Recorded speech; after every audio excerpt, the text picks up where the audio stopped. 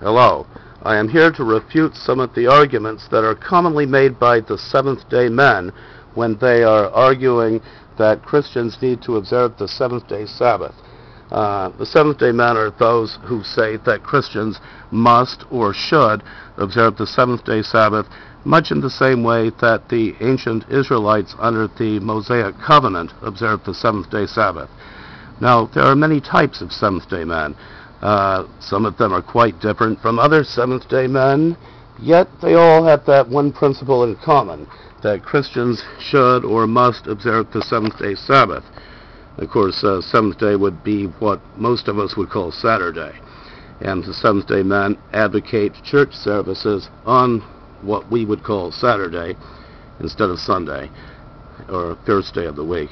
And many of them claim that those who hold their major church services on the first day of the week are aligned with the Whore of Babylon or are part of the Whore of Babylon, etc. Now, there are Bible verses where Christ and his people had religious services on the seventh-day Sabbath, yet those occurrences occurred before Christ's death and resurrection and before the Great Commission, and thus those verses dealt with things where Christ and his followers were still under the Mosaic covenant that the Israelites had, and thus those verses do not specify what day of the week Christians should use for their church services. Also, there are Bible verses where the Apostle Paul and other Christians were out evangelizing on the seventh-day Sabbath. They often did it at Jewish synagogues and places surrounding those synagogues. Now, these verses have led people to think that Paul and these Christians were holding Christian church services on the seventh-day Sabbath. Yet, this is not necessarily true. If you look carefully, you'll see that Paul and these Christians were evangelizing on the seventh-day Sabbath. They were trying to convert non-Christians and get these non-Christians to adopt the Christian faith. And so, because a lot of these early Christians were from Jewish backgrounds, it made sense that they would evangelize on the seventh-day Sabbath at Jewish synagogues and in surrounding neighborhoods in heavily Jewish areas. And this did not mean that Christian church services were held on that same day.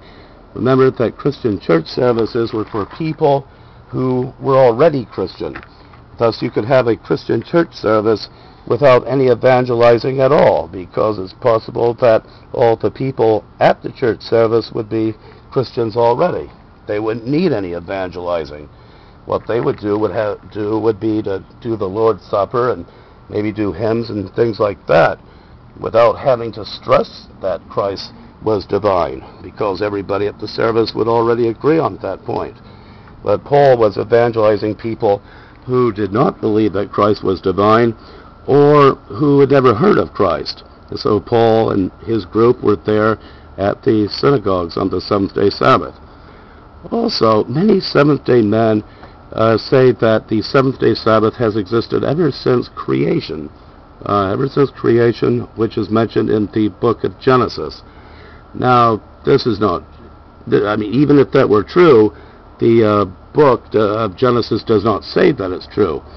For example, it says that God made the seventh day holy, but it doesn't say that God told any humans to start observing the seventh day.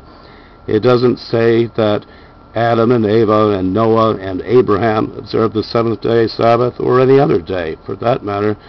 And so I believe that God inspired Moses, or Moses' people, to write the creation tale in a way that would justify the seventh-day Sabbath. I believe that God made the seventh day holy as a way of having it as an important part of the Mosaic covenant. So the seventh day of the week is holy in that respect, and we should all try to remember the fact that the seventh day was made holy by God and that it was part of the Mosaic covenant. Yet that does not mean that people under the new covenant, which is the Christian covenant, have to have their church services on the seventh-day Sabbath. You could also compare the seventh-day Sabbath with other Jewish holidays like Passover, and it said that the men celebrating Passover needed to be circumcised. And so And yet Acts 15 shows that Christians did not need to be circumcised. So we can see there that Christians would not need to celebrate the Jewish Passover. All right? So since Christians didn't need to celebrate the Jewish Passover, I find it hard to imagine that they would need to observe the Jewish 7th-day Sabbath.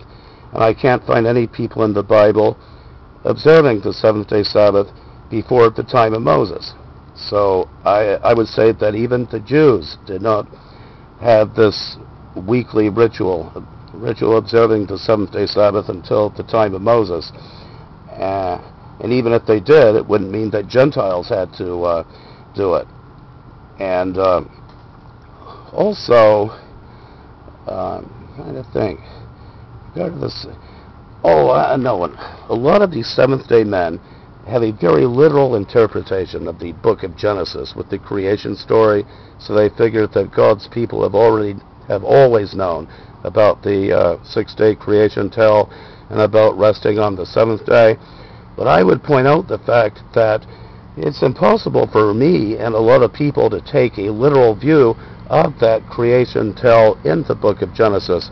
For one thing, the book of Genesis shows that the earth had daylight all at one time and had nighttime all at one time, so that the whole earth would have daytime and the whole earth would have nighttime.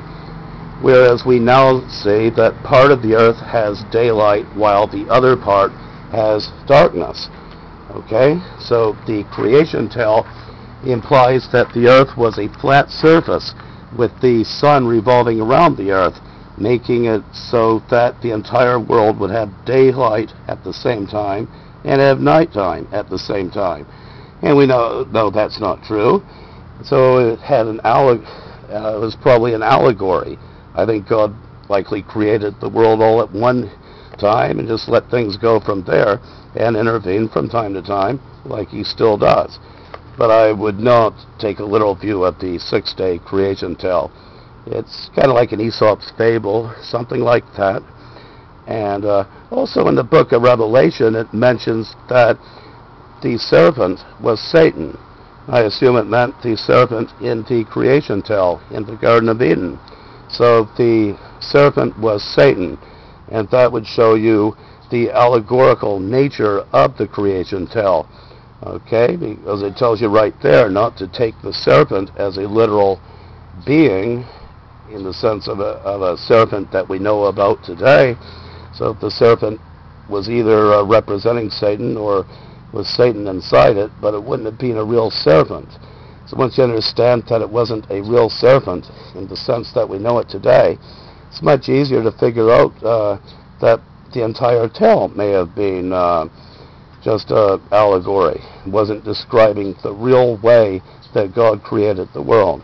I don't mean to imply that things evolved like the Darwinists would claim, that they claim that the world evolved without interference from God and that God wasn't part of it or that God didn't exist. I don't mean to imply the evolutionary theory, but I'm just saying that the six-day creation tale would be more like an Aesop's fable type of thing. And if I did try to take it literally, like I used to try to take it literally, but I just couldn't do it once it found where it implied that the earth